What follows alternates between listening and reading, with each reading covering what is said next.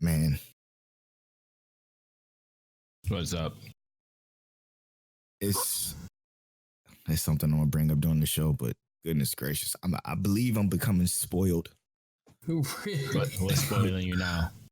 Not spoiled in the spoiler sense, but spoiled in the way of so much good anime. It's ridiculous. Yeah, That's true. So ridiculous to the point where it's like ruining other anime for me. right now you don't even have another. You don't even have any idea. You have no idea because one of our favorites, Asher Lost in Space. Yes.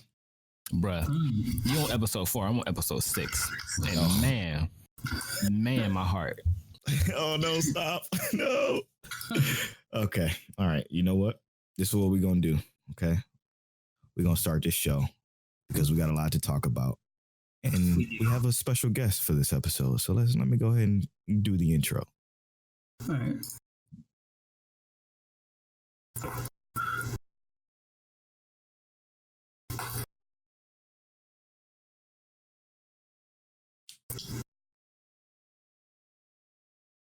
Mic check. 1 2 1 2. Mic My check. sweet waifu. Mic check. Waifu Waifu. Tell Setsua. Is that you? Oh, bro, it's a day. It is a day. What's up, boys?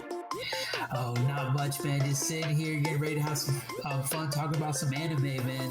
This is gonna be fun for real. Let's get it. Well, let's start off with this is episode 9 of Mic Check Waifu Waifu. I'm Polo. That's Till, and today we have a special guest with us. If you want to introduce yourself, my brother. Hey, everybody. My name is Setsua. Hey, my boy. I met him through Twitter actually, and he's just been supporting everything we do, and we greatly appreciate you, and we're so happy to have you aboard this podcast today. Hey, can I ask a question? Oh, So, like, I know this mostly because I'm reading it, but for people out there, how do you spell Setsua? Setsua. aha! What does that mean? Well, what my wife told me, because she was highly into anime, I believe she said it means like demon lord or something like that. I didn't even know at the time. I just liked the way it sounded. Let's Ooh. go. That's clear. Your wife gave you that name? Right. He got the waifu at home with the names. How incredible is that, dude? It's actually really dope. Wow. Yeah. Well, thank you. That's really dope. Maybe one of these days she'll join us. Huh? Well, Hey, maybe, man. We'll see. Well, you can get Mic Check Waifu Waifu on all podcasting services. We would appreciate it if you go to iTunes and rate us. We have about 13 reviews right now. If we can get that number up, that'll be dope because that number actually get more eyes on this podcast and it'll help us out quite a bit. beautifully. Yeah, a whole lot. You can find all that information on miccheckwaifuwaifu.com. But other than that, man, let's start the show with talking to my boy Setsua. That's All right. How did you get into anime, brother? All right. Well, I was thinking about it this whole time, thinking about the origins, because man, I have Setsua origin story. Yeah, it's like so many different timelines of anime. Because like I grew up really poor, so my anime was always from like Blockbuster Video. Hey. I don't want to date myself too much, but Hey, we'll take it. Blockbuster Video. yeah, it's old school. And I remember I had to kind of be sly and smooth a little bit with it because my mom was there, and I was like, "Oh, Mom, how about this anime?" So I picked it up, and it was Akira. Ooh. Yeah, Right. Oh. And What a classic. yes, oh my god! And I watched it 3 or 4 times when I got it. And she was like, "Oh, I don't know about this. You know, the cover, the back of the cover looks all bloody." And I'm like, "Oh no, it's fine, Mom. It's all the cartoons I watch. It's okay. It's okay." It's just a cartoon, Mom. Yeah, and well, I knew it was called anime, but you know, she didn't. Of course. And, so she bought a hook, line, and sinker, bro. And next thing you know, I was sitting there at 12 o'clock at night. I remember I was sitting there, I was so excited. Boom, it came on, and I'm not gonna lie, fellas, my life was changed. I was like, Right. Life changing, one transformation at a time. Yeah, Exactly. I remember watching it 3-4 times, and whew, my mom never watched it though. If I showed it to her now, I probably would get in trouble. And I'm like 32.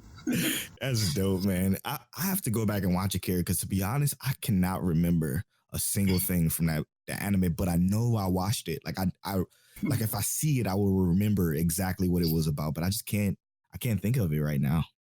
Yeah, no, that's fair. I know he had the dopest bike I've ever seen in my entire life. For sure. That's all I can remember. And a big blob that's like consuming everything. Oh, that sounds so dope. Oh, Yep. so dope. I'm gonna have to go back and rewatch. We might have to revisit that one day too, Tell. We got you. We still doing our Inuyasha review. Oh, have you started yours? Oh yeah, I've already started. Mother. Okay, I'm behind. Speaking of which, I switched to dub. Yeah, the subs is bad.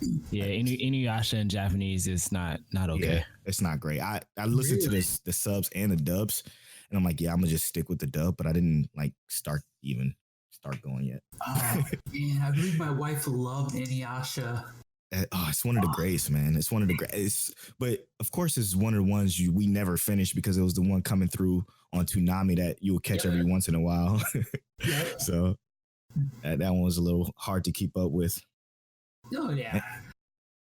All right. You want to ask the next question, Till? So, what is, let's say, Slice of life? No, I was kidding. Yeah. What's your favorite anime genre? Ooh, this is, you see, like my taste in anime are everywhere. And because it all depends on storyline and also depends on opening music, or if it's trash, I'll just turn it off. Ooh, you go by music? Yeah, it has to have a good rhythm, a good beat, and a good just like sound to it. And it has to kind of all come together beautifully for me to get into it, and then I'll carry it on and see where else it goes. Now, I've been deceived before. There's some anime that have great intros, and then I'm just like, it's kind of boring after that a little Facts. bit. Yeah, so it does kind of trick me, but I'm gonna have to say horror, because there was like one time in my anime life that I was just like watching so much horror anime that I could not stop, and I loved it. And that's interesting. I don't even remember because I've watched so much all in one time. So like, I wanted to ask, you remember anime like Paranoia Agent? Ugh. I remember a little bit of it, yes. That was like the only anime that gave me like low key nightmares. I used to imagine a dude with a bat smack me in the face already at night. Oh, I remember that one now. From Toonami. Yeah, so he used to have on that mask and he used to skate, right? Like on rollerblades or something like that. With the golden baseball bat. Yep. Oh, that shit was terrifying. I think now we wouldn't even think it was terrifying. No, damn, that's crazy. Nah, but once you're like 13, 14 years old watching it, yeah, it's gonna scare the crap out of you. For sure. Oh man. Another freaked me out like that too. Like that anime, Another is so good with the suspense and horror. It's legit mind blowing. Oh man, I'm gonna have to check out the horror again. Yeah, you have to. What's your favorite anime of all time though? Ooh, I'm gonna have to say the Dragon Ball series, Dragon Ball Z, Dragon Ball Super. No one really talks about GT. No, and, God, no. Taboo. That's a taboo right there. Yeah, it's like GT. What's that? Tell used to draw the fuck out of some GT characters though. For real though. Baby Junior. I mean, come on, man. I'd love to draw me some Baby. But as far as watching it goes. But yeah, I'm definitely going to say Dragon Ball Z. It was definitely that anime kind of hits close to home for me. It was at a time in my life where I needed a lot of motivation and inspiration when I was a preteen teenager, and something about and weirdly enough, it was Vegeta. Like you would think it was Goku for the inspiration, but no, it was about Vegeta, right? Yeah. Like he was a bad guy at first, and I liked him then even. But of course, I think we all did, right? Yeah, we all. I've always been an advocate for the bad guy, especially when they turn good. Always. Yeah. that's what I needed in my life because I was a bad guy at one point, like a bad kid. Mm. And Vegeta turned good, and I was like, wait a minute, this guy is turning good. Like, all right, let's see what this is about. And I don't know, I went on that journey with him, and I was like, man, I get it, bro. Like, I get it. Yeah, that's dope, man. That's actually a really dope story. Yeah, I was gonna say it sounds like Vegeta would be your favorite villain / hero in Dragon Ball. Yeah. But if you had to choose a different villain, who's your favorite villain in Dragon Ball other than Vegeta? Frieza. Oh, absolutely. Yeah, good choice, man. Frieza. Good choice. Yeah, even I'm sorry, go ahead. No, man, go ahead, bro. I was gonna say, even like with like video games and stuff like that, I always pick Frieza and Vegeta in the fighting games. Like me and my friend, he used to live next door to me, and he would pick Cell. I was like, man, get this weak sauce out of here, man. It's not about the Frieza. So I would hit him with the death beam and all this stuff. I'm like, nah, man. We had a conversation about that, but like Frieza is definitely dope, probably because he, I think, had the best storyline out of like all Dragon Ball Z characters, but Cell, that man was a force. He literally, like we talked about it I forget what episode it was, but we talked about how he built the ring and stood there for what was it, 3 weeks? He's like, hey, who wants to get these hands? Who's gonna show up? Oh no, I'll give Cell his props, man. He was definitely a force to be reckoned with. He was he was terrifying. That boy was a monster. I mean, Frieza's the only one who's died like 3 times, though. Yeah, true. You don't see no other villains coming back. And it's mostly because Frieza's definitely that fan favorite. Not going to agree with that wholeheartedly. No. Okay, so that's dope, Setsua. Again, thank you for joining us. Now we get into some of the anime we've already been watching, so feel free to ask us any questions you got about these anime. But these anime has been hitting us close to home. Okay. Tell, you want to go first, or you want me to roll in? I mean, I can go first. Go free, brother. You gonna like this one. So I started watching Your Lie in April. Yeah, slice of life. Let's go. Oh man. So wait, real quick, Setsua, you hip to us Your Lie in April? No, I haven't even heard of that, unfortunately. So I'm very interested to see how it is. Oh yeah, dope. It's a Netflix series, so it's easy to watch. Okay. I think Polo gets me, and most of it has to do with the fact that, so first of all, I love classical music in general. And it starts off basically with like this really cool classical music in general. I'm only 4 episodes in, but this 4th episode gives us the first idea of like there's something wrong. Because you watching it with my sister, right? Yeah. Yeah, okay. And you know, the main character obviously is like this. Apparently, he's a musical genius, and he hates playing music now because of like the torment and torture kind of he went through with his mom growing up. Like she forced him to be perfect at this and perfect at that. And I mean, I can relate to that a little bit because, you know, your boy wasn't allowed to, like, I remember getting in trouble for getting like an A- one time. Oh yeah, I remember that. I'll never forget. Yeah. But it was like, you know, I don't obviously get in that kind of trouble no more because I'm a grown man. But, you know, I kind of relate to that, you know. Sometimes 92% wasn't good enough. It's crazy. Well, it's just always crazy to me because my mom was happy with a C, but go on. Bruh. But, you know, it was I mean, it's a really nice start. I'm only 4 episodes in, and I can't wait to see where it goes after that. But we get to see our violinist fall to the ground from like exhaustion or something like that. And I was like, I knew that was going to happen. And the only reason I knew that is because she's sweating, and like she was sweating in like the first time she played the violin, and she looked like she got a real workout from this. But this time, you know, she was trying to keep up. And bruh, it was dope. When I tell you that Your Lie in April is probably one of my favorite slice of life anime, it's because of the music, and it's because of the way they animate the playing of the piano. Like, it's legit gorgeous. Like, not even that though. It's like, because that is gorgeous too, but the entire series itself is gorgeous. It's like artistically, it's a beautiful series. What you think about the way it started though, when the baseball came flying through the window? Oh yeah, man. My dude took crazy. So my wife was like, if he gets hit one more time, we're not watching this anymore. And I'm like, he's got to get hit at least once every day. Like every day he taking a baseball to the face, just so you know. She's like, well, if he get hit in the face with another knee again, bop, he gets hit in the face with a knee. Man, this by the time this is over, his head's gonna be rock solid. Yeah. But you understand why he quit. Like they show you why this man quit the thing he loved so much. And it's a great story. It's one of the best stories, probably. Yeah, ever. I wouldn't say he loves it. He definitely don't love it. He's Well, starting not to anymore, like it though. And that's what I like. He's starting to see the beauty in it. And I get what they're saying by spring is here, even though it's coming to an end, you know?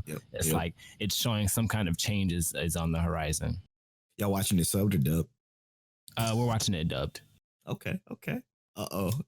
I'm slowly converting Tell over to the dub side. Absolutely not. One day, man. One day. So you prefer subs or dubs? Ooh, well, I was a dub guy at first for a long time, and then my wife got me into sub about the beginning of this year. That's the dynamic between me and Tell. Is he does the subs, I do the dubs. Yeah, man, I was really into dubs, and I still am, but I don't know. I just got tired of waiting for anime after a while. Yeah. And I was like, all these nice looking new anime are coming out on Crunchyroll that I have. And my wife's like, why don't you just read it? And I was like, no, I don't want to. That sounds like a no to me, dog. Yeah. So it's, oh man, it's for me, it's just, I just like to turn it on and put it on another monitor while I'm doing something else sometimes. And I don't know, it feels right. See, that's what I do. Yeah. And then some of those like English voice actors are so good nowadays that it's starting to become almost the same. I'm not going to say the same level because Tell is absolutely right in the aspect. Some of the emotion that the subtitles bring is just more. I mean, Demon Slayer is a perfect example of that. We're going to talk about that at the end of this episode, but it's the emotion behind that. I don't think no dub will top that emotion that episode 19 brought us. We'll talk about that later, though. Ooh, yeah, I know. Let's get shake up the anime world. Why don't you? I know, right? Just, okay, so one of the anime I've been watching. Okay, it's called Hensuki. Hensuki is a crazy title. Setsua. When I say, I don't know if you definitely haven't heard of this one, No, but it's a ridiculous title. It's called Would You Fall in Love with a cutie even though she's a pervert or some shit like that. That's the long English title.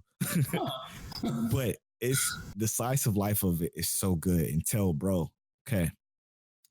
You remember what we talked about last episode, how, okay, he's trying to find this Underella chick. Now, this chick, some chicks, I'm going to give Setsua a brief description of it. Some chick left her panties in a room for the main character and a love letter that says, hey, I love you. But the chick didn't sign it. And it's between 5 different girls that it could be. Okay, he's trying to figure out which one of these girls it is. The first girl he met and took out on a date and trying to figure out if it's her, she ended up being she ended up wanting to become his pet. Okay. Oh wow. Then yeah, the second girl he meets goes out on a date. Everything is going perfectly. It's going swimmingly well, and he finds out that she wants him to become her slave. So now he had these 2 girls, these 2 waifu types that are just fucking batshit crazy. And he's not for it. He basically told him, like, that's not what I want. I want a real relationship. I want to find love. So now he's still trying to figure out which one of the 5 girls, or in this case, 3 other girls, was this Underella, he calls her. Which one gave me this confession and didn't sign his love letter? So this episode was about him basically talking to the third girl. The third girl, I think her name is Hanika or something like that. Doesn't matter. She was my wife. She was my favorite waifu of the girls. And this hurts me to say. The episode starts off. He's trying to figure out why she was upset with him because he had all these girls around him, like fighting over him, but she didn't like that. So I don't even want to talk about this. Give me anxiety. She's like, okay, I don't want you to be around these girls. So he's thinking that she has a crush on him. So they're talking. She's mad at him. He's trying to figure out what's going on, what he can do to fix it, because they were really close friends before she ended up being mad at him. oh God, long story short, they talk about everything, they become friends again, and then we figure out that this girl also has a crazy fetish secret. And her fetish secret is that she loves boy love. She's basically yeah, she's basically an author of boy love books. Basically, I don't know what they call them, like Fabuskis or something crazy like that, where she likes when boys fall in love with each other. Oh, okay. When you said boy love, I had no idea. I'm thinking like, Yeah, she likes some boys fall in love with her. That's normal. You would think that's normal, but dude, man, she was my favorite, and it ruined the show for me. It made me so upset because okay, not only does the other two girls have a crazy quirk, but at least they like him. So at least it was kind of becoming a harem, and everybody that listens to this podcast know that Polo is a big fan of the harem. But in this case, this chick wants him to not fall in love with any girl, but to fall in love with his best friend. And he's like, fuck. He's so upset about it because he thought that she was going to be the one that actually loved him. And that's just not the case. She wants him to fall in love with his best friend, or to be with his best friend, not necessarily fall in love, but she wants him to be with his best friend just so she can have more material for these books that she's writing that is inspired by those two best friends, which fucking sucks. So Polo, I have a question, bro. Yeah, man. So does this mean that Polo's not a fan of the reverse harem, or like, are you a fan of like the one woman and like her having like a bunch of dudes, or you just don't like the guy, like her liking guy harem kind of idea? Well, I don't mind the one girl being a part of a harem, like with a bunch of dudes. I don't like the fact that I've watched one like those. I thought it was low key cool. Yeah, like for example, Fruit Basket is one of those essentially, and it is a damn good anime. Indeed. The problem with this one is that she wants boy love, like she called it boy love. So she wants that, and I'm like, yo, she was like my favorite girl, and I thought that the main character was end up like going to be with her because I feel like he likes her the most. So he was super upset about her wanting him to fall in love with his best friend. So I mean, she was like, it was kind of hinting that she was like just nervous to tell him how she felt. So they kind of made that kind of like obvious at the end of this episode, but it just crushed me a lot, man. Because now he's like still trying to figure out which one of these girls confessed their love to him in a anonymous love letter. Oh, it sucks. They're gonna hit you with a curveball. I bet they're gonna be like, "Oh no, she was just playing around. That's not really what she's interested in." See, the problem with that is if she writes these manga, like this boy love manga that is super popular apparently, that he didn't even know about, that was based on those two. Like their names are even close to it and everything. It's rough, man. Because I really like that character. Yeah, I'm feeling that's rough. I feel that sound rough.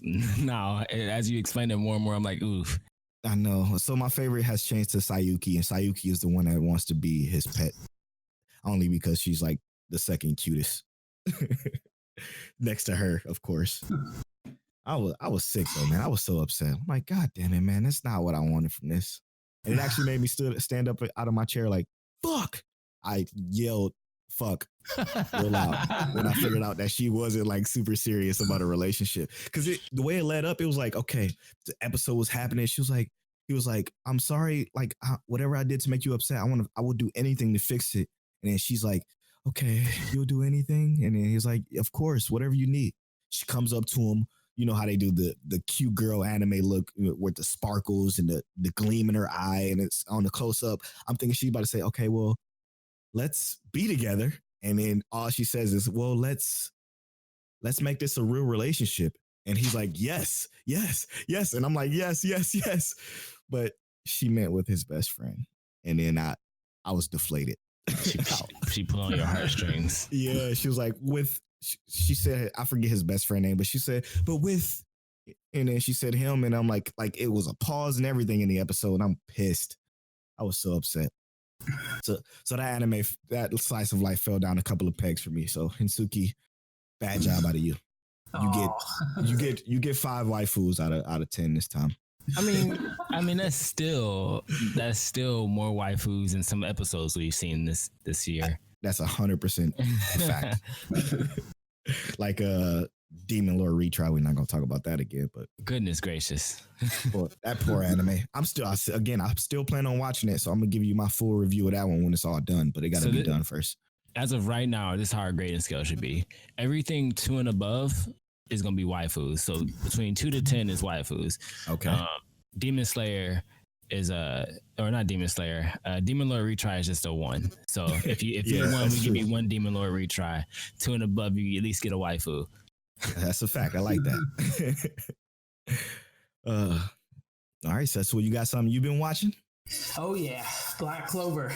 I love that anime, man. So I'm about 2 episodes behind, and last week on Mike Check Waifu Waifu, I told Tell, because he told me to watch the fight between Licht and Julius, which is the Wizard King, of course. He told me to watch that fight, and I straight up told him, I'm like, that fight was trash. Booty. And he didn't like that. He didn't agree with me. I thought that fight was not as good, only because of I've been spoiled. What did you think of that fight between those two? I'm probably gonna have to disagree with you too, man. Of course, I assume that this was gonna happen. Dude, I love that fight. I really did. Like, it's probably because I watched the whole, like, from episode 1 all the way up to now, leading up to it. Same. And I felt the emotion behind it, and I kind of knew what was gonna go down in the end of it. Not because I read the manga, but just because it kind of made sense. Yeah. But the whole fight made sense to me. I remember that episode too when I was listening to you say that, and man, I was like, no, I disagree so much. Yeah. So there was a lot of that. It's kind of like with like Dragon Ball Z. Sometimes when they pan away from the camera, you see a bunch of little lights going around. Yeah. It was kind of like that. I was like, oh, okay, I'm used to this in some way. Like, I'm cool with it. And then when Lit finally just this is a spoiler if people haven't. Of course, if you haven't caught up to Black Clover, we spoiling it. Sorry. Hey, they'll do it. He jams the sword into the Wizard King, and I'm not gonna lie, I paused it for a second, and I got up and I was like, all right, like, this is, I didn't think it was gonna really put it in there, to be honest, and they did. I was like, all right, cool. Like, I'm down with it, because I always like the bad guys a lot more anyway. So I liked Lit. For some reason, I don't know why. I always like the bad guys more. But really, you don't like Lit? Only because he's OP as fuck. I mean, he's a great bad guy. Like, don't get me wrong. His motivations and his, like, the way he's handling himself and his fucking power is all legitimately legit. That's why I don't like him. Well, also here's my thing, is that I can get it, right? But he isn't even really like all powerful. He just had to cheat to take out the most powerful dude. Like, that's true. That's a good point. He had to throw a sucker punch. 100%. It was a good one, though. I will say that it really tests if you're fighting someone that's high on morals and you really want to test a dude on his morals, that would be the way to do it. Facts, dude. It's like, okay, I'm going to end the whole entire world, or you can save everybody. Yeah, that's crazy. That's a good point, man. That's the best way to kill somebody that's high on morals. Yep. So just try to destroy the world if you want to kill Goku. That's all you got to do. And that's why I like Sephiroth in Final Fantasy, because he takes a cloud on that to the end. I was going to say, can we really bring Goku in this? Because like Goku will destroy the world before he lets someone else destroy the world. That's a fact, actually. It's more or less if you hit someone that Goku loves, now you have a problem. Yeah, it's like, oh no, you slapped. No, not. I guess really it's Bulma who gets slapped and Vegeta goes crazy. But oh no, you can fight really well. Goku's like, I want to fight you. Well, I want to kill your brother or your or something. And then Goku pops out like, okay, yeah, we're not having that.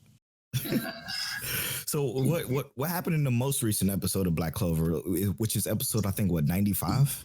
Yes, I believe so. It's a reincarnation. It was basically catching you up in a new arc of the whole story. It's going to a whole different arc now. So it's mostly going to be about the elves, I think. Oh, okay. And it was just a history of the elves and what happened through and through with Lit and his wife and how they met. And it was really good. I really enjoy lore. Especially when I'm really into an anime, so I really dig into it, and I always side with the elves. I don't know why. I love elves. So you big on filler episodes? Like you will watch all of the episodes of Naruto before? Yeah. Oh wow.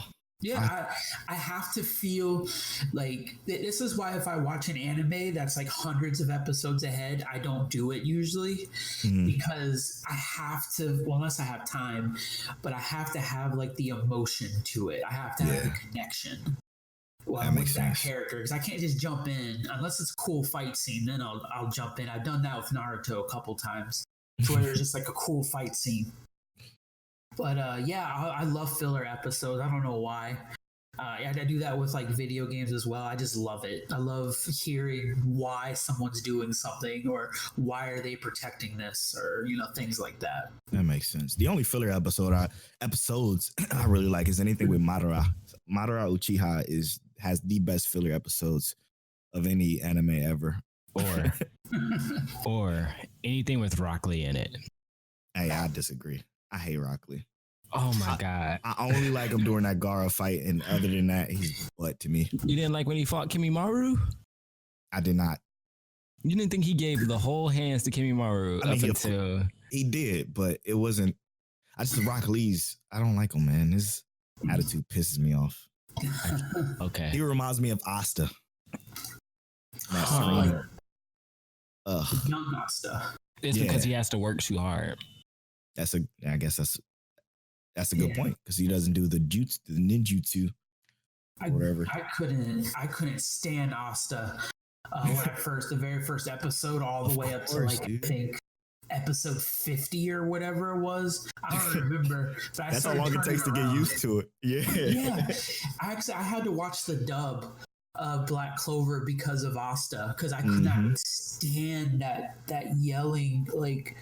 Yeah, I think the Japanese yelling is way worse than the English yelling, but the English yelling is bad too. Yeah, no, I agree. Definitely. It was rough. Yeah, I was gonna say also, I believe that's the reason I started reading the Black Clover manga because I was like, yeah, I'm not dealing with that. It was too much. Whole lot of nope. Way too much. Okay, so. Anything else you've been watching? I guess we go to Tell now, right? Yeah. What you got for us, Tell? Anything happening in the what's the detective show? The Fate. Oh, come on, man. No. Nothing good. No, they didn't release an episode this week. What? Really? Yeah. Rest in peace. Yeah, they didn't release an episode this week. So it was that didn't release, and then in dub, Commonplace to World's Strongest didn't release an episode. Okay, it didn't release one for sub. Oh yeah, for sub, yeah. So I had 2 anime that I had to miss out on this week. Oh, so from Commonplace to World's Strongest, I'm on episode 4. That just dropped literally today. It dropped today at 4 p.m. apparently. But man, it goes back to us talking about what we talked about previous episodes. The fucking CGI is so bad. he fought what was it, like a 5-head snake? The Hydra? Yeah, the Hydra. He fought the Hydra. And my God, that Hydra looks so terrible. You know what it reminded me of? You remember, I think I said this before. I'm going to probably repeat myself, and I'm sorry, listeners, but Zoids, man. The CGI, like the old Zoids anime, like that was back in like early 2000s. This is 2019, and the CGI looks that terrible. Absolutely not. We have to give Zoids more credit than that. You might be right. I have to go back and look at a Zoid's like transformation, like into their actual Zoid. But yeah, the CGI looks horrid. I mean, it looks like something you can animate in After Effects in about 5 minutes. Bruh, who are you telling? I'm like literally like you can pull up any 3D modeling application and probably get what they're giving you. Like the textures are trash. It's high. It's way oversaturated in terms of brightness. Like there's way too much brightness going on. So super like shiny. To show the contrast, it's always super bright, and then there's like there's not even like this middling tone, and then it's super bright. There's no like super darks. It's just ugly. It's horrible, bro. It definitely doesn't look like it's a part of the anime, because the anime is nice, is well drawn. Like it's beautiful. It's everything else that's just garbage. Now, episode 4 kind of got on my nerves a little bit because it just felt super forced. Like they just wanted them to have some adversity, but this adversity was just terrible. Like the relationship between Yue and the main character is like so forced that it's making me sick.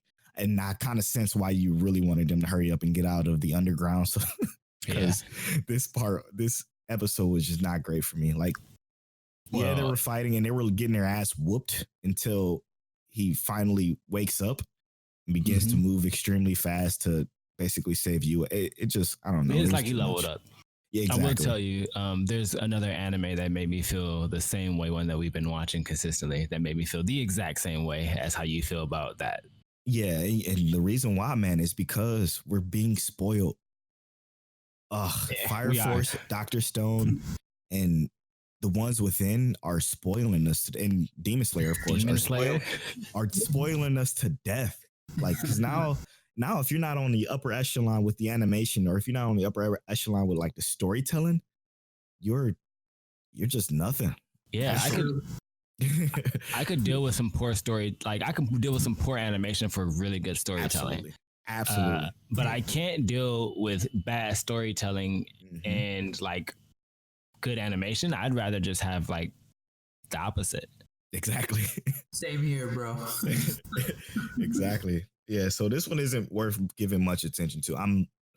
It's starting to fall. Like when I first watched it, I'm like, okay, this is kind of a decent show because the story was kind of there, but this one isn't great. So if apparently, it makes you feel better, the next episode is better. Episode 5 is better. Yeah.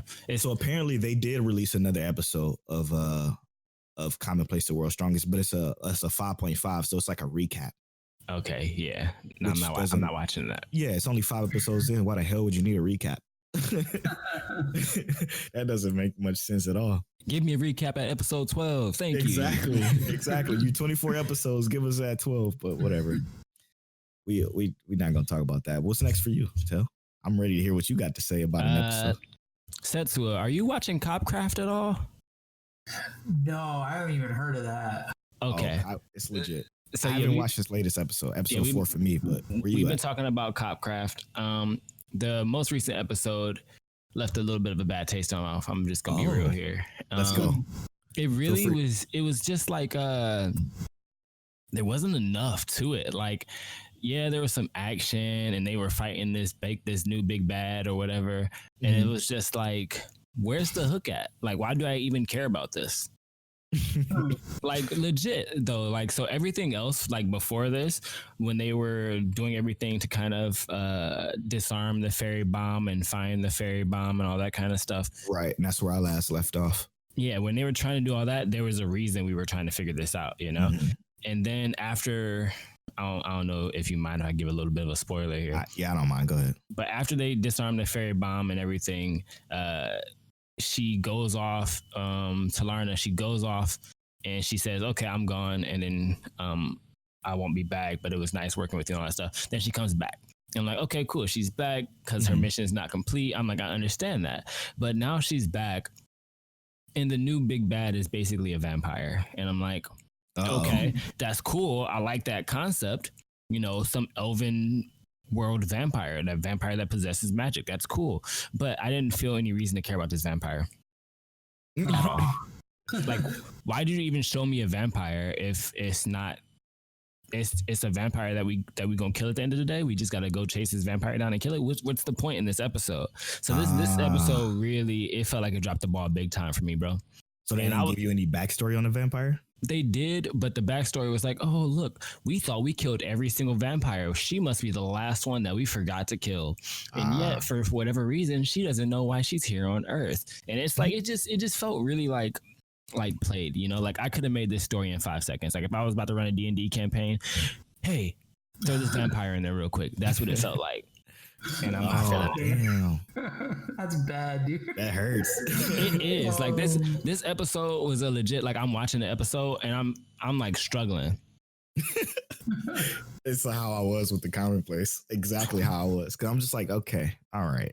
Okay. That episode of Commonplace is better than this episode of Copcraft, period. That's interesting. Okay. Because Copcraft has been doing really well with kind of like his storytelling. So, wow, that's interesting. Well, let me know when you get to this episode, and then you tell me how much of a dumpster fire it was. I was salty. Do we get on the waifu scale? The waifu scale. I mean, it gets waifus only because of the fact that I like the characters. Mm-hmm. Really good characters. But that's it right now, bro. I might, you know what? I'm gonna just catch up on the sub. I think I said that last week, but I mean, it's just not worth waiting for those dubs. Those dubs are good, but I mean, I can watch your subs just to be caught up on it because now I'm really curious to see how they ruin it. It was just, and you might feel differently when you watch it, but it just wasn't cutting it for me, bro. Understandable. I missed the most recent dub to that one, so I'm quite upset.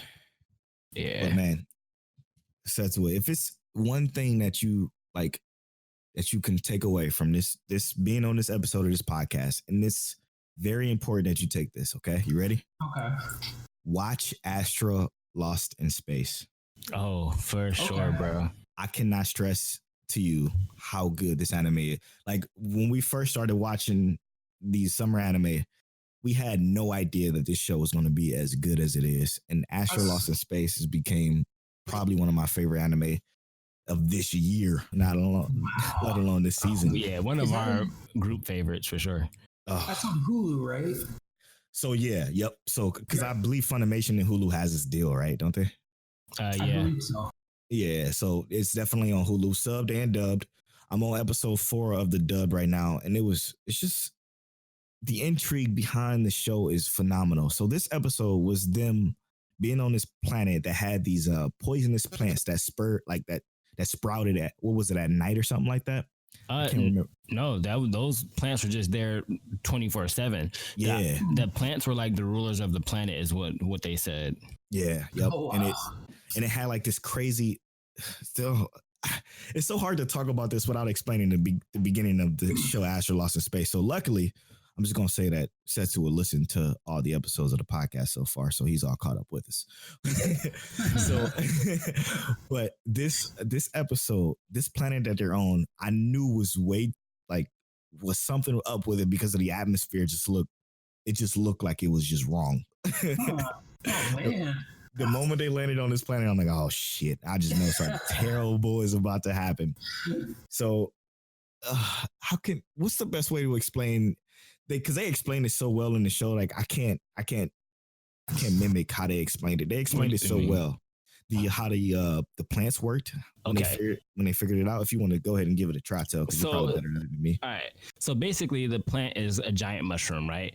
Yep. And these mushrooms are the actual population of this planet, other than the actual living animals, right?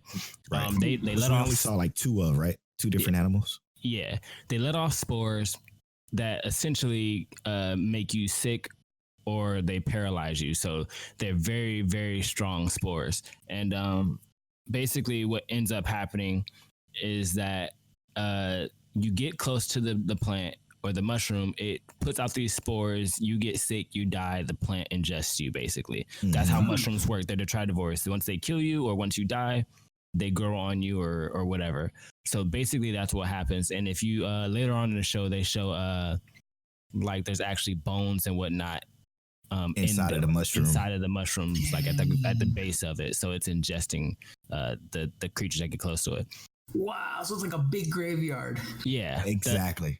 Each giant mushroom stock is a graveyard, basically. Mm-hmm. So what's messed up about this one is they don't realize that in this episode, until they're trying to find food.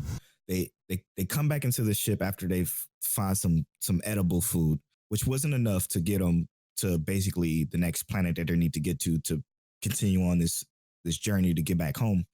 So they think about going back out, but during this episode, we figure out that one of the quietest members of this crew, she basically left a note saying, "Hey, I'm not coming back because I don't want to be useless to you guys. So just leave me on this planet. I'm just nothing," because she's been absolutely no help to the group since she's been with the crew. But she's such a sweet, she's a waifu for real. And I enjoy her character, but she doesn't do anything. She doesn't talk. She doesn't have a special talent we learn that she does later in the episode, but she doesn't have a special talent to help the crew basically. So she basically kicks herself out of the crew and say, "Hey, just leave me on this planet." And of course, the captain of the ship is like, "No, we're not leaving anybody behind. We're taking everybody with us." So he goes out to look for it. And then that's when they figure out about the poison, because everybody else is at the ship trying to gather the food and they end up fainting. So everybody at the ship is basically passed out and about to die while he's out in his spacesuit with his mask on, trying to find the girl who decided to leave the crew. Luckily, he had his mask on, so they were able to like breathe and everything and then they go back to the ship and figure out that everybody's passed out and the mushroom basically killed everybody. Is that how it go? I think I'm missing something there. Yeah, the mushroom basically like poisoned everyone, and they're all on the ship. Basically, and they find out because the girl found the fruit. She was the only one who was outside. Yeah, and with her mask on. Yeah, with her. Well, he had his mask on too. Yeah, that's true. But she was the only one who's able to see the fruit. So the thing is about the plants is that you have to be infected by it for you to see the fruit. And the fruit actually cures the poison, which is basically the trap for the mushroom. It's crazy. It's a crazy fucking scenario. So which is actually super cool though. Yeah, it is. Like, okay, so you got the mushroom that kills people.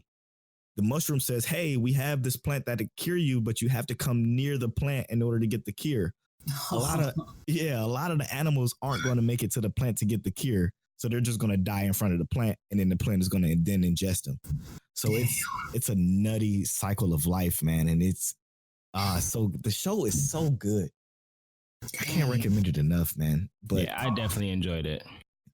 Yeah, but she basically feeds the plant to one of the animals on the actual planet, because was it him or her that fed the plant to the animal? She fed it to the animal. Yeah, okay, so she did.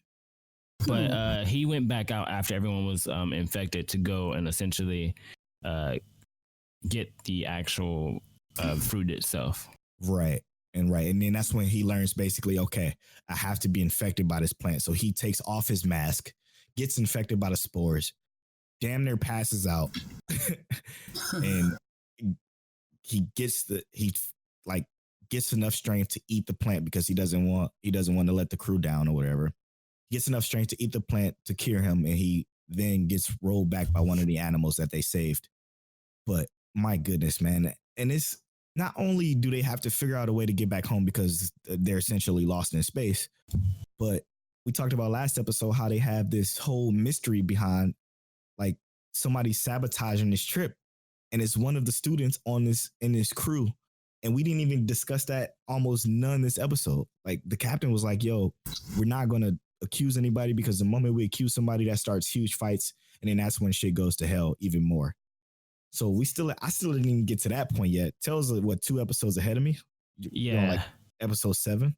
Yeah. Where I am, it is probably the best. Oh man. I thank you so much for not spoiling it for me, by the way. I'm not going to spoil it for you. What I want to ask though is Setsua, tell us something about what you're watching right now. Other than, we know we caught up on Black Clover. But what else? Besides Black Clover and Demon Slayer, man, I did start watching Dr. Stone a little bit. Okay. Oh. It's pretty good so far. Actually, I really like the story. It's a very interesting idea. Mm-hmm. I believe I answered on one of the Facebook questions if I agreed with, I couldn't even pronounce his name, to be honest. Tsukasa. and Tsukasa. Yeah. And I did agree with him. I actually do agree that you should probably take out probably the older people might not like. Wow. I think you kind of should. It's harsh, but and yes, it's always going to repeat at some point, right? Of course. They're going to get old, and the young heads are going to be like, you know what? You got to go. But, Exactly. But my argument is, how long would it take to get to that point to where after generations and generations and generations until corruption starts to actually kick in? So, and how are you able to I don't want to say dictate it because that's bad, but kind of how are you able to suppress it a little bit, and how bad will it be versus getting a whole bunch of people from the old world that has all this horrible knowledge on deception. So it's like right now it's starting off their little group. I won't even call it a civilization yet, but their little group with one side is like, oh, you know what, we should revive them and maybe they'll be okay. And that one dude is like, no. But I don't like how he goes through murdering every single stone he sees. That I don't like.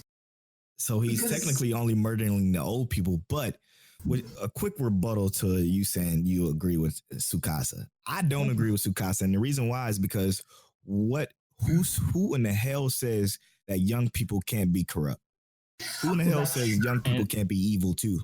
And that's something I actually kind of agree with, right? So I think that Tsukasa has the right intent behind what he's trying to do or what he wants to do, but his actual like actions are not good. Like, yeah, exactly. I wouldn't be going around crushing the stones. If I was going to carry out Tsukasa's plan, what I would do is I would just revive all of the younger people and leave the older people there for a while. Let us reestablish civilization with a little bit more peace than what we're normally doing. That's a good idea. And then once everything is established, bring the older people back and say, look, we know you're already on this like world domination, et cetera stuff, but this is what we've established now. You no longer have that power that you thought you had. Your armies, your weapons, all that military grade stuff at this point has been dismantled or taken away. And that's not what we're doing anymore. We're going to live a more peaceful life, and the strong will survive, and those who try to attempt to rule others will not be around, basically, right? Or will be imprisoned or whatever, however you have to go about it. Now, like I said, I agree with Tsukasa to that extent. I don't agree with the killing and murdering and stuff like that. Yeah, that I don't like. Yeah, but I agree with him to that point. So, I mean, we got to kind of figure out the better method to to what he's trying to do. I think what you do is, I think you go get all the world leaders that are turned to stone, the super old ones, and you do put them away. And you put them all in like one place. Like, yeah, you just never even, you seal it off. And it could even build up to like a very interesting arc later on to where maybe a young person does go revive them and tries to start a war, but that's way down the line. I'm not writing the manga, so but you know, you lock them away and you seal them off and you build the civilization up. And then after that, you see what goes on. Like, if you want to revive them, you can, because they're not going to have any power anyways. They're going to revive, and you change the whole money system. So that way, their money is obsolete. They start from nothing. I mean, there's no money left after 3,700 years. Yeah.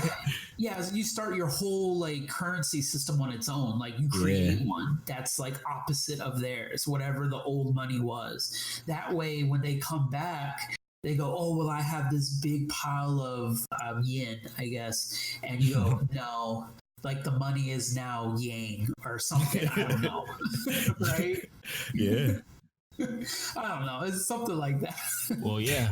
Or implement a way of essentially advancing the world without necessarily having to go about the idea of currency, which obviously people want to have some kind of currency. Life is life is not as fulfilling without the reward factor, right? Mm-hmm. Yeah.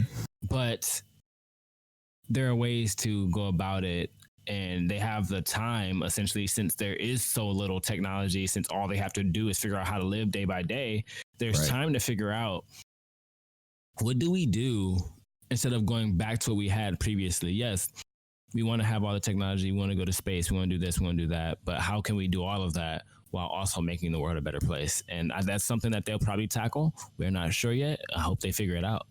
Yeah. Speaking of that, let's sorry, Setsua, if you're not caught up, but let's talk about episode 5 that we're on till? Episode 6? Episode 6. Yeah. I think it's episode 6. I think you're right. Yeah. So Senku wakes up, man. He's back. They revived him. It actually worked. Of course, they start off with a flashback for 12 hours, though. I timed this again. Okay, this was 7 minutes and 30 seconds. From the moment the episode starts, it was 7 minutes of flashback, which fucking annoyed me because it was flashback that we basically already saw. Yeah. But in the episode, it continues, and it's phenomenal. It definitely picks back up to where where its potential should be. What do you think about Kohaku throwing hands with Tsukasa? Oh yeah, I forgot. The Kohaku girl is a girl that is alive, like even before Senku woke up, right? Yeah. So essentially. The way that Tsukasa kind of puts it is like, what generation are you? Meaning that her family might actually be already around. So she might have been born in this world, you know? Yeah, exactly. Interesting. And you can already tell by the way she was putting or trying to put it to Tsukasa, but Tsukasa wasn't having that shit. He's like, okay, all right. Yeah, he's relax. A true monster. Absolutely. Then he just, what do you do? Chop a tree down on her? Yeah, he hit the tree with a stick. Yeah, so she's giving her all trying to fight Tsukasa because she saw Tsukasa attempt to kill a Yuzuriya, and she wasn't about that. She's like, yo, you're the evil guy here, so let me go ahead and try to kill you. She tries to fight Tsukasa, and we all know that Tsukasa is just an animal and can't be killed yet. So unless you have like guns. So she tries to fight him. He basically like swat her away like a fly. He drops a tree on her ass, and she's basically trapped under this tree. But before that, Senku and what's his name? I almost called him Tajiro, but Senku and Taiju split apart because they want Taiju, or Senku want Taiju to be a part of Tsukasa's basically empire, so he can kind of like be the man inside to try to figure out what he's going to try to do. So they're splitting up to meet up with Tsukasa, and Senku is just like trying to figure out who the other people that are actually still alive, where they are and where they at as far as technology goes. So he comes across what's her name again? Kohaku. So he comes across Kohaku trapped under the tree, and he begins to do his brain thing and builds a pulley system to basically free her. And she calls Senku amazing because he was able to, like, not because she called him a sorcerer too. Yeah, she called him a sorcerer too, but not because he got the tree off of her, but because the way he stayed calm and the way he handled the situation while she was trapped under the tree. It was just an awesome episode. I feel bad for spoiling it for you, Setsua, but my God, it's fine. I don't mind, man. I still watch the anime regardless. Good, because it's well worth watching, man. Dr. Stone is just, except for those flashbacks, right, Polo? Those flashbacks are ridiculously way too long. Can we agree that they're too long, though? So I'm a fan of flashbacks, but yeah, I agree they're a bit long. Like flashbacks are definitely okay. Look at Astro Lost in Space; they do them right.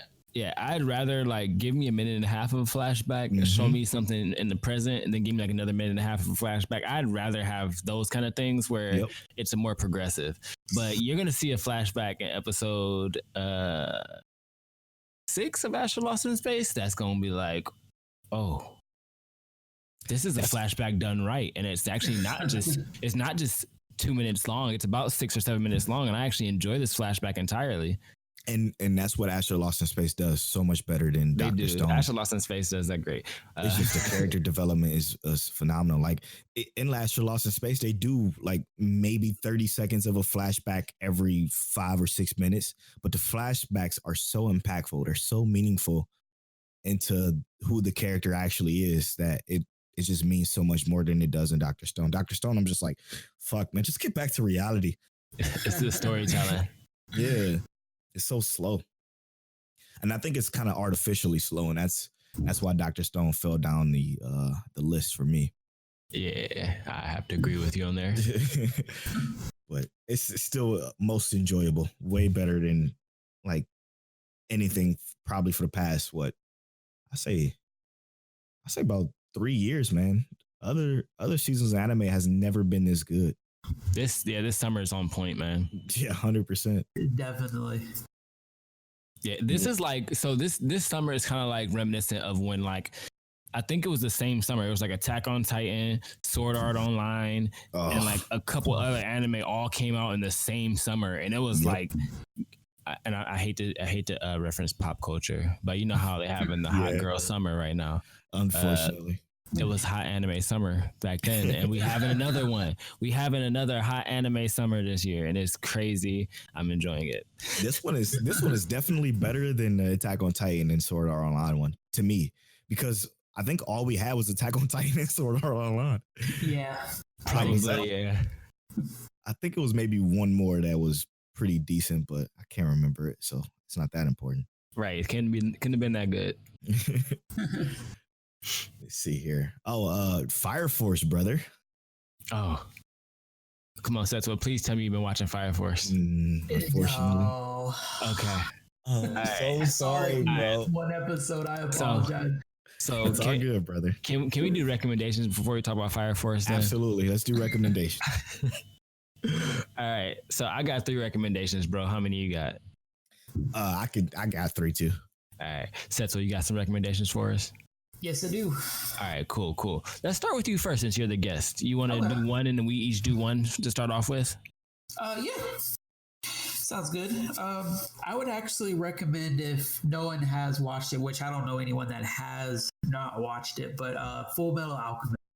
Of course. Yeah. That's going to be in Full Metal Alchemist I'll be talking about later on as well. Whew, I can't recommend that one enough. That's so many emotions. It's just like a roller coaster for me. I love it. And also, obviously, Dragon Ball Super. Definitely. I love that one. Though I hated the ending of the tournament. Spoiler alert, if no one's watched it. It was just too corny for me. I was like, okay, guys, come on. Like, I know what's going to happen. I know it is, but I don't want to see it because it's too corny. I get it. Oh, man. But it's worth it, though. The fighting scenes are amazing. Oh, my gosh. That was actually some of the best fighting scenes of anime last year in general. Yeah, I agree. Oh, my God. It was amazing, man. And let me see what else. I think I'm going to say that's it for now until I can think of a third. Okay. I do want to say this really quick. Funny enough, I actually have a couple of friends who've never seen Full Metal Alchemist, but they love anime. And wow. In my mind, I'm like going Colonel. I'm like just turning to Colonel, like Mustang, just snapping my fingers at them, like, you better stop it. You better stop. What do you mean you've never seen Full Metal Alchemist? Are you serious? That's interesting. Isn't it? Like, it's normally like someone's like starter anime almost. Like, you got like, it's just one of those classics. But yeah. Full Metal Alchemist. I actually have a couple friends who haven't seen it. Obviously, I love Dragon Ball Super. Yeah. Oh, I love that. Polo, you want to go next or you want me to go? I mean, I guess I can go next with a couple. All right. Go ahead, brother. I mentioned this. It's in my top 5, of course. I can't recommend it enough. I know Tell hasn't finished it yet, but he should. And that's Steins Gate. Steins Gate is just the psychological aspect of Steins Gate is so attractive to me. And that's what I like about it the most. It makes you think so much that it kind of hurts. It's great. The way they do time travel is so different, but is like effective. It's effectively believable, I guess you could say. That's one that I couldn't recommend enough. Another one, which is something we talked about a couple of episodes ago, is Made in Abyss. Made in Abyss. Made in Abyss. You meant best because it's one of the best. One of the, absolutely. Yeah, agreed. Made in Abyss. Setsua talked about at the beginning of the show. A show has to have good sound, has to have good music. Made in Abyss is probably the number one anime that has the best soundtrack of, like, I can listen to it in my car, the entire soundtrack. It's that freaking good. And then the show is incredible. Like, the show is so emotional, it's so impactful, and it's so, it's so deep that it changes the way you think about like how lucky we are with the life we have compared to some of the shit that these people deal with in this show. It's intense. It's good. Man. And then third, last but not least, and I mean, if you listen to this podcast, you know I'm gonna say it. It's Clannad. It's Clannad. Clannad is, again, the anime that actually made me cry for the first time. Like, I was watching the anime well before Clannad came into my life, but nothing has ever hit me emotionally.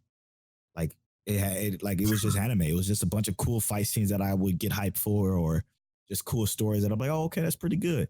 This one made me cry, and I'm a almost 30 years old. And still to this day, like, it gets me, it tugs at my heartstrings. Speaking of that, my boy Connor decided that he's gonna watch Clannad.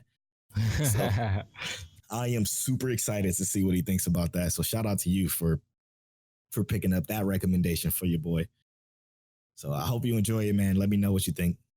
Write in at mycheckwaifu.com/contact. Teliano. All right. So my list is anime that you've probably never even heard me speak about before. I've chose these anime on purpose because they are recommendations I actually did really like, that may have been not so mainstream or not necessarily heard of. So the first one is very reminiscent of Polo's psychological anime that he likes. This is called Seikaizuru Kaido. Or Kaido, the Right Answer. It's an anime about essentially this government official and a master negotiator who comes across this like alien life form who essentially is in the position of God, right? Oh. Imagine God handing you infinite power, and he tells you, okay, this little orb I give you is infinite amount of energy. You can power the entire world with just this small cube. But you have to watch this one. You have to figure out how to do this without causing mass chaos and war. Yep, I remember this one. And I really enjoyed this anime. And I mean, everyone might not enjoy it, but I enjoyed it. I thought it was pretty cool. Yeah, I enjoyed it too. And like the way the twist in this anime was crazy, wasn't it? Like it. Yes, right. It had me thrown for a loop. I told Javon about this anime. He was super interested in it. Okay, actually. I didn't think you heard about this one, but now I'm a little more hyped. No, yeah, I feel I definitely better. watched it because the main character was so smooth, so chill. I like the way he was. It crazy. It was crazy.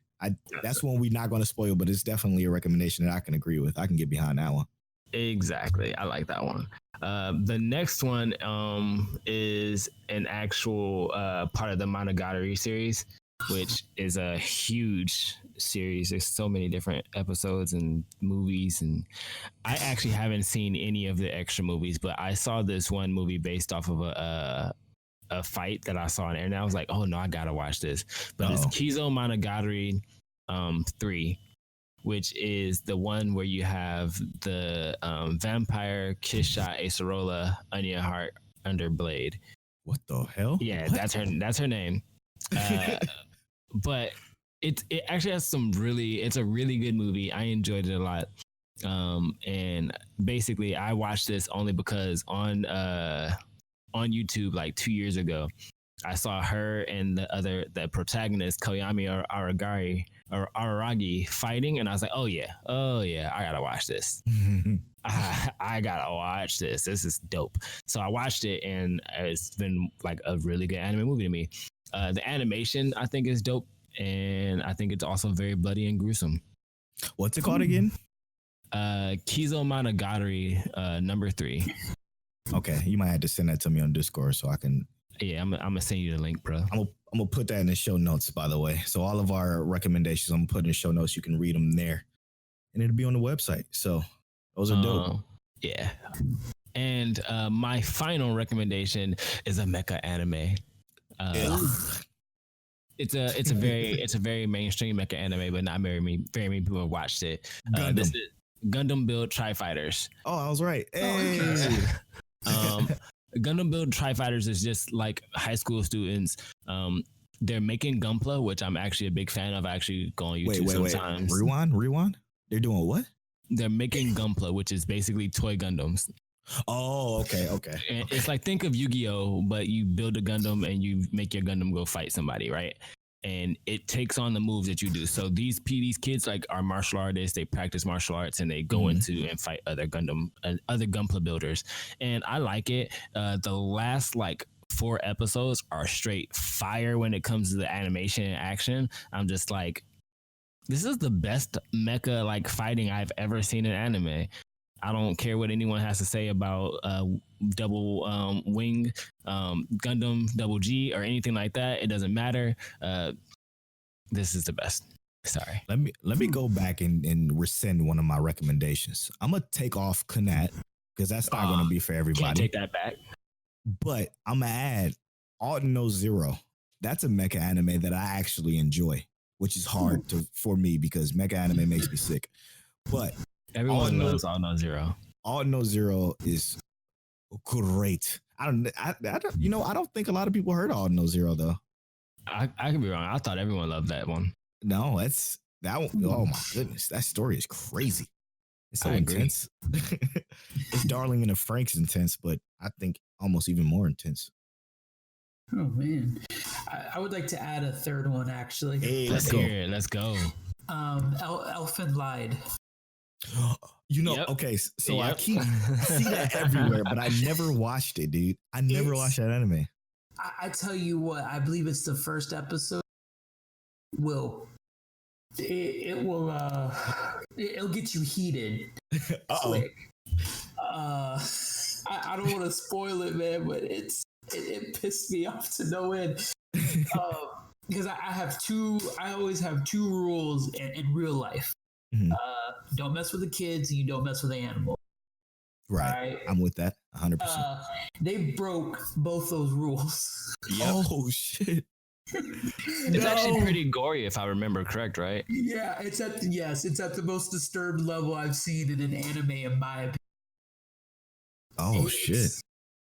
And I don't blame the chick for, I mean, she is my number 1. I like her. That's all I'm gonna say is okay. Man, her and As Death from Give Me a Kill, but I mean that anime really you actually end up siding with her through the whole thing, and I did at least, because everybody else was just kind of douchey. Like they really were. Like these people, they just run experiments on this poor girl, and I'm like, this is wrong. You know what? I do think I saw that because she had like these crazy powers, right? Yeah, I believe so. And she had like red hair or something like that. Yeah, she had like psychic powers. Yeah. Okay. Yeah. I do remember that one. I gotta rewatch it because I don't remember the first episode. Oh man, that first episode stays with me in my mind because it just. That's interesting. I paused it and I was like, I gotta go walk outside real quick. That's kind of a good anime though, then, right? Like anything that makes you stop and take a breather is like, oof. Most certainly.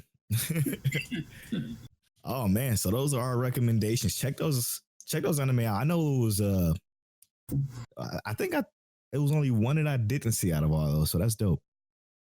I got some watching to do. Now we can get to Fire Force. Let's do it. Tied for first place for me between that and Asher Lost in Space. One of the best anime I think I've watched in a very, very, very long time. And it continues that streak with this episode. This latest episode is basically, how you want to just go through the recap, or what do you want to do? So, on this week's episode of one of the most fire anime of the summer. Pun intended. So, we start off the episode So good. with Our priestess. Sister Iris basically washing herself in the opening outside. It's like a corridor outside or something like that. She's rinsing her body off. She's clothed, obviously, like she has on like a towel or something like that covering her body, or some kind of shirt. She's rinsing herself off. Yeah, she's for sure 100% waifu. She's washing herself off, and you can see she's like lost in like space and like how she's thinking and whatnot. And she is thinking about it's a flashback, a good one, a 30-second fantastic flashback one. Yep.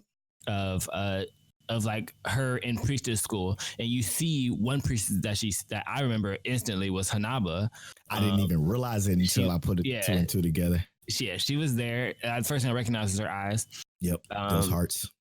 And I'm just like, okay, cool. You know, like she's going back to her priestess days, and she's thinking, and she's in that deep thought. She starts to leave that corridor, and our boy Shinra kind of runs into her. And he instantly is like, oh, she's naked. And so naked and definitely not happy. Like and it wasn't like she wasn't happy with him, but she just wasn't feeling like herself. And you could see that. Yeah. So he had the blush on, and she wasn't even paying him any attention. Nope. And essentially he asked like, hey, what's going on? And she's telling like, oh no, basically nothing, and that she's fine. And he said, hey, look, if you ever need anything or anything like that, we're here to help you too. That's what we're here for. And she kind of walks off and just says, have a good day. Doesn't even say thank you or really appreciates him for saying that. Just kind of goes off and does her own thing. Right. And, but don't forget, she gave him that smile, and that comes to be important a little later. Yeah. Which instantly after that, what did we see? She went straight to Company 5, didn't she? She sure did. She waltzed her ass over to Fire Force Company 5, and this is when I figured out. This is when I put two and two together. I'm like, oh shit, the captain of Fire Force Company 5 is actually the chick that she went to priestess school with. So she goes there to basically try to talk to her and convince her, like, hey, what you're doing is wrong and you shouldn't do it. Like, come back, sister. Basically trying to get her to come back to being a nun with her and praying for the souls and stuff like that. And she brought up even the fact that, hey, you used to study under God and all this kind of stuff. Or no, what was it? Soul, I think that's what they said. It's not God in this world. Oh, also, did you see the Soul Eater symbol in the beginning of the anime? I did. I noticed it. I noticed it from the cover, and then when I saw it, I'm like, oh shit, that's from that. That's what Till been talking about. Yeah. No, but so yeah, they bring up she brings up Soul and everything, and she basically just puts her in her place, just puts her down immediately. Oh, Hanada was not having it. She basically told her to get down, stripped her of her clothes, like burned her clothes off of her. Yep. It was like, where's your God now, basically. Yeah. Yo, Setsua, whatever they call it. Setsua, you see how they doing her? Just ripped their clothes off. Man, I'm gonna have to like really catch up real quick, man, because I'm sitting there. I have an image in my head, which is good and bad. But it's good and bad.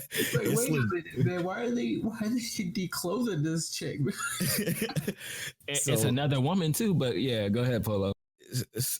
Man, so when they basically strip her, she basically I don't.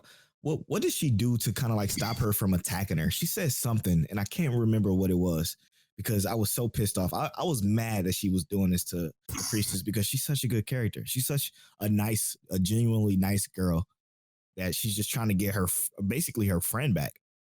And she says something and she stops attacking her and she throws basically her extra coat over her to cover her up after burning off her clothes. Yeah. And then this is kind of when Company 8, where Shinra figures out that, wait, something isn't right. Something wasn't right with that smile she gave me. She definitely was forcing that smile. He would know because he has to force a smile because of the way his mouth is. And so before that, though, Hinata, or I think her name was Hanabe, she said, I'm going to use you to draw in your Company 8 That's partners. right. How can I forget about that? That's what I was looking for. She basically covers her up and say, hey, I'm going to use you as bait to will out those Company 8 bastards or whatever she said. and it works. Shinra is the first person there. And then the rest of Company 8 follows behind him. And this is where we get the craziest fight scene from one of the weaker members of, who I thought was one of the weakest members of the... Ain't no weak boys. Yeah, of Company 8, but that is not true. We figure out that the lieutenant of Company 8 can control basically the force that comes out of a gun and basically turn a gun's bullet into basically a pellet, like almost like an airsoft gun, but he can control how powerful that they are and how they move and everything. We didn't even talk about how they even got in the first place, though, right? So they pull up. They pull up in this giant truck, their fire truck. Our boy Arthur takes his plasma saber and cuts out the shape of the truck, and then he just busts through the wall. I'm just like, oh, they're here. They've arrived. It's time. Yeah, dude. Fucking Arthur, man. He's the best rival character of any anime that I think I've watched because he's so innocent that it's cool. Like, in Black Clover is an asshole and he gets on my goddamn nerves. It's true. But this dude Arthur he's funny. He's super legit. Mm-hmm. So when they come out, Arthur do they split up instantly or they split up before they break in, but they they tell Shinra, hey, your job is just to rush in, right? Don't stop for nobody, just go. We're gonna take out as many as you can, and we're gonna take care of everything else. Exactly. So Shinra rush in, and then from there, is this when Arthur fights the one of the members of Company 5? That doesn't quite happen yet, right? Because they get in first, but yeah, when we see them or what's her name, Maki. Mm-hmm. And Maki and not Obi. What's his name? The lieutenant? Yeah, Maki and the lieutenant. Yeah. Oh, Hinawa. Maki and Hinawa, we see them go and fight several of like the lesser guys are just wearing like the orange jumpsuits and whatnot. Right, the regular flow members. And Arthur's included in that fight too, but there's the three of them fighting just the regular guys, and then they split up after Shinra hurries up and bursts past them, right? Right.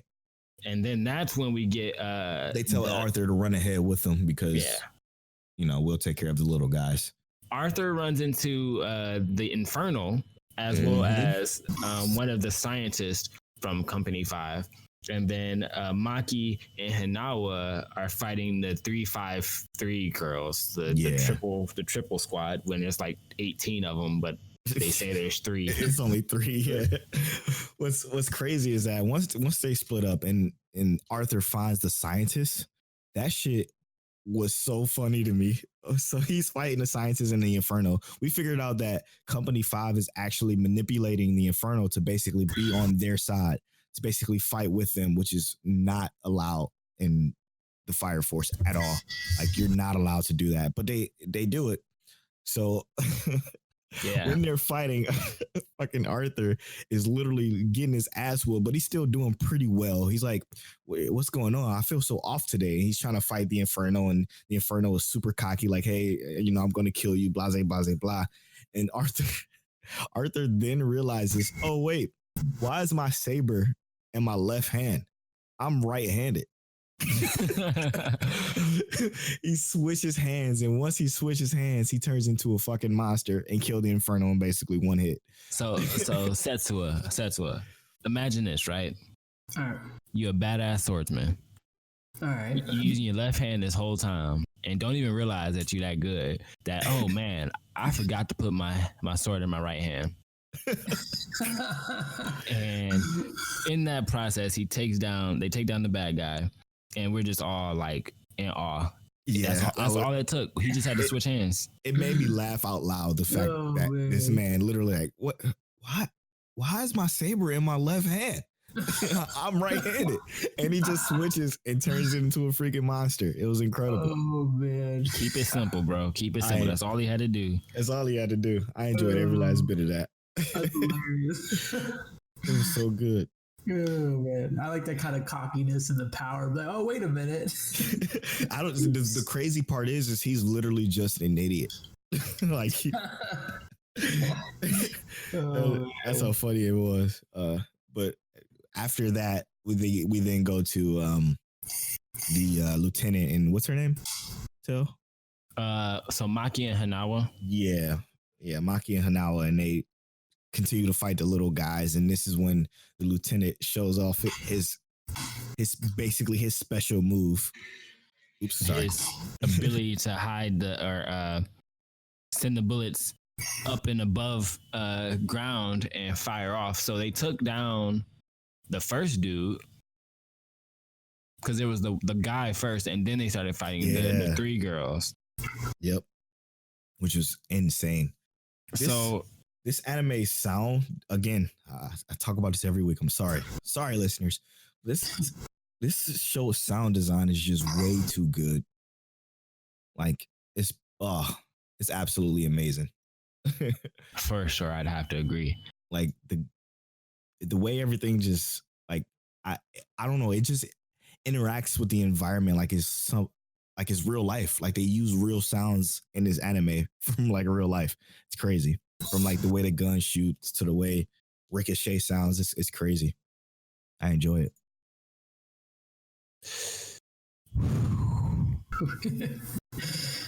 So, I mean, for this to be one of our anime of the summer, it's really leading us to some great things. And has there been a down episode of Fire Force yet? I don't think so. Me either.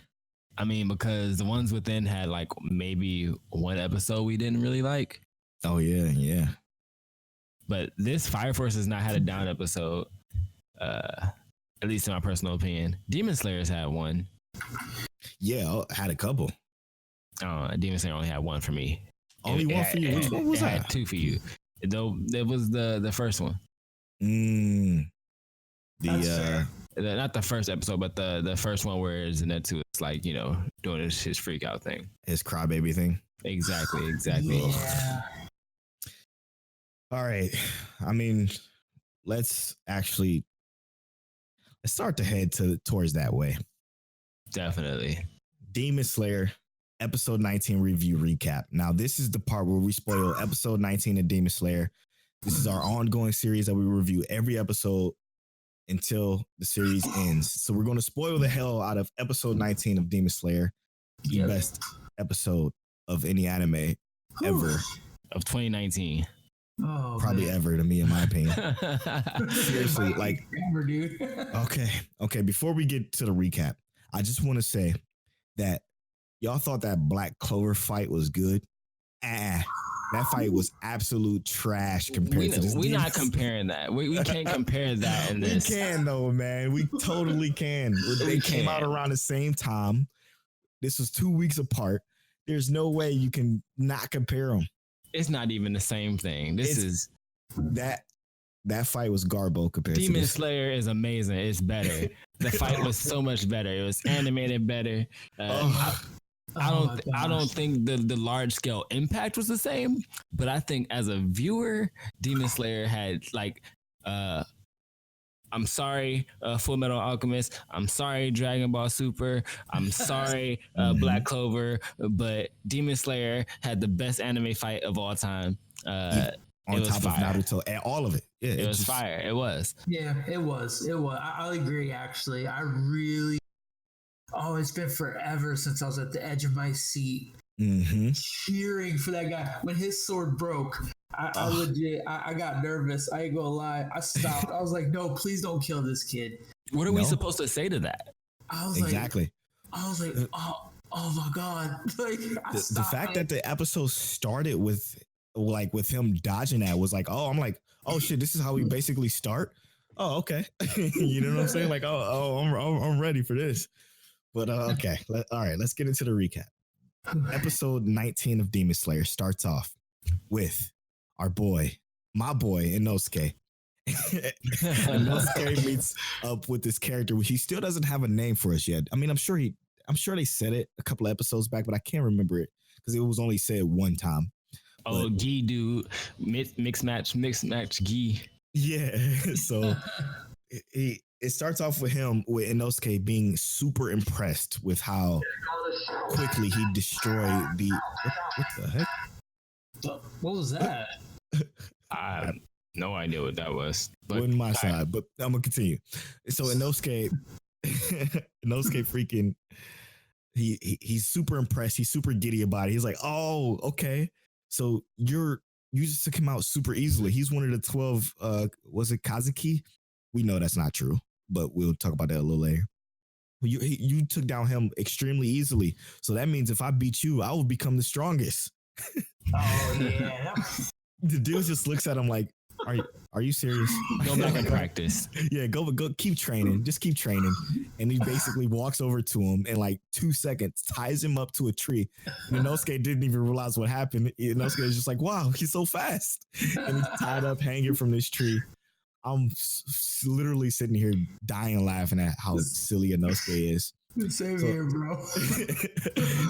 so the super strong dude just walks away, leaves Inosuke tied up in a tree, and Inosuke screaming. Then we go to Tails' boy Setsua, and he's still just dying. Thank God he's not crying, but he's dying. He's doing his best. Right. With this is a character change. This is the arc change for Zetsu. I swear to God, I'm gonna believe you on that. I'm gonna trust you with that one. I hope it is. I hope this is his full character change and he realizes his potential, but I'm gonna continue. He gets basically cured by the butterfly chick. She doesn't really have a name either, but she cures him up with the antidote for the poison, but she tells him, hey, you did a really good job with keeping the poison from moving throughout your body with your breathing because you should have been a spider a long time ago, which is crazy. And then we see other Demon Slayer, like they look like specific like medic type Demon Slayers, which is dope. Saving the rest of the Demon Slayers that were in the forest. And then after that, we go to our main character, Tanjiro. And it shows right after the thread slashes his sword, he just managed to get out the way of the thread from fucking chopping his head off and ruining the entire show for me. He just misses. And tell if you want to continue from there. So when he dodges, he's able to kind of he's actually in a state of panic because he has a broken sword. He's apologizing to the master that taught him, like, my sword is broken, there's nothing I can do. Yet he's still trying, and he's constantly taking steps in, trying to get in closer. And he's saying, do you think that you'll be able to, no matter that, if you keep trying, you'll be able to cut my neck? And he's saying, do you think that just because you can cut these strings that you can cut my neck? And he makes the string essentially harder. He's saying, I can make the string harder. And now at this point, Tanjiro's having an even harder time. He's doubting himself again. He's like, if I can't even cut these strings, what happens if his neck winds up being, tougher or thicker, and I can't cut through that? And then our 12 Kazuki guy decides, you know what? Enough of this. I'm tired of this. Tries to fucking end Tanjiro. Tries to end him completely. Yep. But our girl Nezuko pops out of the box and sacrifices herself for her big brother Tanjiro. Mm-hmm. And my gosh, that had me so emotional. It created shock in our 12 Kazuki guy, our lower 12 demon dude, and then his sister demon as well. And it made him almost like he basically disposed of his sister because he saw the bond that they had. And he wanted to take that bond that Nezuko and Tanjiro have. Oh man, which was so crazy to me. Tanjiro's like, what? No. Are you kidding me? And man, from there, shit gets wild. Yeah. So basically, after, you know, he tells his sister, if you want to make me happy, go fulfill your role as my big sister and protect me and go kill people. So she goes off. After that, our demon guy grabs Nezuko with his thread and hangs her up in the air and has her entire body bound very tightly to where she's bleeding out. And she basically passes out from the blood and being, you know, constricted. Tanjiro is upset about it, and he is now on a more rampant enraged attack. Yeah, so he gets enraged, but then he stops. Almost instantly, when he's getting emotional, he instantly stops and says, okay, I have to relax because now I'm starting to play into his trap. I'm starting to go crazy. If I do that, I'll lose. So he does his total breathing. And what is he doing? The final technique, the 10th, the constant movement. Yep. Oh, God, this shit was so sick. Yeah, so this technique, the more he moves, the more power he gathers. So he has to keep moving, right? And he starts moving and he's gathering this power. And the demon is saying, do you think that just because you're moving faster and faster, you're going to be able to cut through my string? And he says it again, and he envelops, he does his demon blood art and envelops the string in this blood that strengthens it and then creates a net around Tanjiro, which causes one of Polo's favorite moments. Oh my God, brother. When I say this was the most beautiful thing I've ever seen in my life, a flashback. It flashes back to when his father was basically a frail man watching his son and his family basically play. And he's just sitting there. Come to find out that his father was a dancer. What they call the dance? They called it Hinokami, right? Yeah. Yeah, they called it Hinokami and Kagura or something like that. They call that dance that, and he's doing it. And Tanjiro asks his mother as a kid, hey, how is our dad, being as frail as he is, able to dance for so long? And without getting tired. Without getting tired. And she basically tells him, or he basically tells Tanjiro, like, look, it's my breathing. If you master the Hinokami breathing method, you could dance for as long as you want, just like me or something like that. And he talks about never get tired. And you'll never get tired. And he talks about his earrings being passed down to Tanjiro. And Tanjiro remembers that after his life flashes before his eyes, because this demon blood art is literally about to legit kill him. Like he's going to die. So his life flashes before his eyes and he sees that moment with his father. And he then like almost masters the Hinokami breathing method, but he says to himself like, hey, look, if I stop moving now, this will kill me and like I'll be in trouble. So I have to do this with everything I got. So while his sister is hanging up by the thread, sleep, she has a vision of her mother coming to wake her up. And she basically saying, hey, wake up, Nezuko, wake up. Because if you don't, your brother's going to die too. And she snaps up and we hear Nezuko's voice for the first time since episode 1. We hear her actual voice chant her blood art. And what was her blood art? Blood explosion or some shit? Yeah, blood explosion. Oh my God. So she didn't quite do that what happens is Tanjiro is rushing towards our spider demon guy. Yeah, after Hinokami is. Yeah, so he was doing the water and you see the water trailing from his blade and then you see the fire from the Hinokami Kagura. Our favorite element. The water, right? Engulfs the water. Like there's no more water anymore. This is fire, dude. And he hits the demon guy on the neck. And the demon guy's like, I'm going to take you with me. You know, like, I'm not going to die by myself here. You're coming with me. And the mother says, Nezuko, if you don't wake up, your brother's going to die too. And Nezuko's like exploding string, you know, boom, hits him. And boom, Tanjiro gets the hit. And our demon guy loses his head. Yeah. And that's when that ending of the episode pissed me off. It was perfect though. Yeah, and that's what I'm saying. It was so perfect that it pissed me off. Like I was angry at how good it ended with the credits rolling and the father. Oh, I'm like, oh, that was just amazing.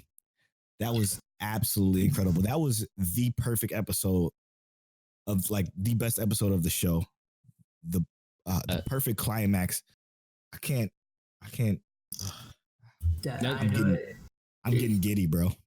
It's like the person that made this put their heart and soul into it. Absolutely, it's dude. like you could feel the emotion just oozing off it. It's just, oh my god! When he first did that web string with the blood just came, I was like, this is gonna escalate. This is gonna get crazy. I had a feeling when I saw that. I was like, this is gonna get too much. I was like, oh my gosh. like you said at the beginning, Setsua, like I was at the edge of my seat as well. Like I'm like, no way, this is about to be over. This is about to end. He's about to die. Yep. Oh man, that blood art looks so insane, man. Yeah, I don't even know how they're gonna top it. I know. It's only a few more episodes left. It's 26 episodes this season, so I wonder what we thinking is gonna happen. I think that after this, he's not gonna be able to move. Yeah, for sure. But Gigai is going to see Tanjiro's power, right? He's going to say, this is what you came from in the beginning, and this is what you are now after, 2 years? Oh, that's his name, Gigai? I'm not sure what his name is. I'm calling him Gigai. It's Giyu Tomioka is his name. But Giyu is going to see him and say, this is what you've evolved to. And he's probably still not going to fully recognize his power, but he's going to say, you've grown. You know, to the point to where you could do something. But that's just kind of like an estimation. I think they're going to go meet the pillars. Oh, I didn't even think about that. Interesting. And maybe get promoted after this. I mean, they should. Yeah, that would definitely make a difference because they deserve it. They need to get promoted. And other than that, y'all really think this is a full character change for Setsua? I hope so. Oh god, I really hope so. Wait, do we rate this episode already? No, we didn't. I mean, it's fair to say that it's 10, right? Like, oh yeah, this is 10 waifus out of 10. Okay, we all agree that it's 10 waifus. As long as we agree. I just want to make sure that Demon Slayer was episode 19 gets 10 waifus out of 10. There's no way it can be lower. Like, I can't think of one flaw in this episode. Like the pacing from beginning to like keeping us up to date with what's going on with all of our quote unquote beloved characters, because Zetsu was not beloved to me. But like the way they kept us up on it was perfectly paced, and then they let the fight go on long enough, and they didn't stop in the middle of when the fight was still going. Like they didn't drag this fight on longer, which is perfect. This is true. Beautiful episode. My God, dude. You gonna make the trailer, right? Oh yeah. So is the trailer just gonna be that fight pretty much? You already know what's about to happen. It's not just gonna be that fight, but that fight is included. Yeah, thank you. So great. Oh man. I just hope Zetsu was a different man.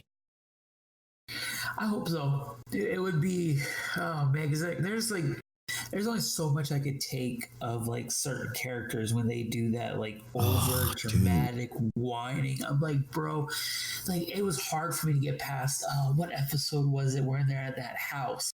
Yeah, that we talked episode 10 or 11 or something like that. Yeah, we hated that. Crying to that kid that obviously could not defend himself. I'm like, I swear to you, I'm about to fast forward this part. I don't know why I didn't think about that. I should have did that shit too. I hated it. I hated it so much, man. But man, the best episode of the best fight of any anime ever. It shook the anime world. Twitter was going crazy. It did. I was going nuts. Same, yeah. I don't know. I can't think of any other anime where Twitter was going crazy over it. I mean, honestly, the thing was trending. I think #1 at one point. People were like, I think so too. Surprised, like taken off guard. I think the only other anime I saw on Twitter a lot was Attack on Titan. Well, yeah, that's a given. Attack on Titan is just a masterpiece of an anime. And I didn't even realize it until I continued on. I trucked through the season 3. But other than that, man, you got any final words on this episode, fellas? I would say I really appreciated the work and the dedication to that episode. Same. You can feel it. I mean, the person that worked on this, you could feel their love and just skill. You could just feel all of it. I loved it. It was just absolutely the best anime that I've seen this year, hands down. And this is coming from a very huge Black Clover fan. Like, I'm huge into anime, but I'm not gonna lie, like, Demon Slayer just it put it over the top at 19. I was like, it's done. Yeah. Like, I just walked away. For sure. I was like, that's it. My statement is this: tonight, anime world, anime developers, anime producers, step your game up. 100%. Yeah. Kimetsu no Yaiba, Demon Slayer has thrown the gauntlet down. 100%. They literally put movie quality into an episode of anime, and that's by far the most impressive thing I think I've seen ever. And with that, I think that's a perfect time to end episode 9 of Mic Check Waifu Waifu with our first guest ever. This is history right here. This is history. Thank you so much for joining us today. We completely appreciate it, man. It means a lot. I have fun having you on board. This was kind of a long episode, so hope you guys listen through it because there's some gems in here. It's a good one. Yeah. Oh, and I had a lot of fun. I really appreciate y'all having me on here. It feels really good to finally talk about anime because, between me and my wife, and then after that, I don't really have anyone else to really go in depth about anime to. Dope. And it's just, I really appreciate it. It means a lot to me, more than y'all probably realize. Well, it was awesome having you. We look forward to possibly having you in the future again. Oh, of course. Yeah. That's easy. You got anything you want to plug or drop? Anything you working on? I'll just give out my Twitter if anyone wants to find me on there, I guess. But I'm not really doing anything really special, to be honest. That's all good. So yeah, you can find me at Setsua28, 28, and SETSUA. Other than that, I'm not really doing much.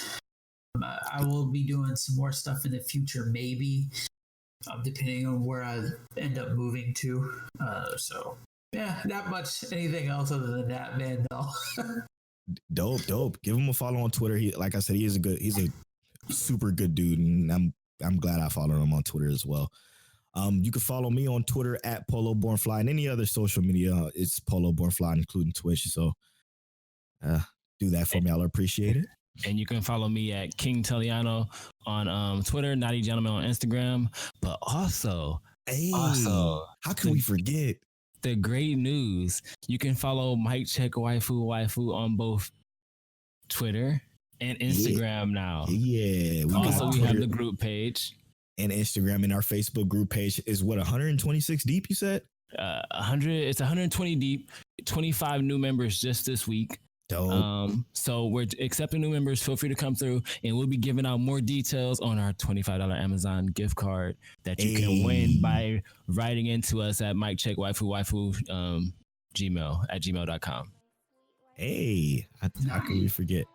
We'll mention that at the beginning of the next episode. Thank y'all so much for listening, and we out. Peace. Later.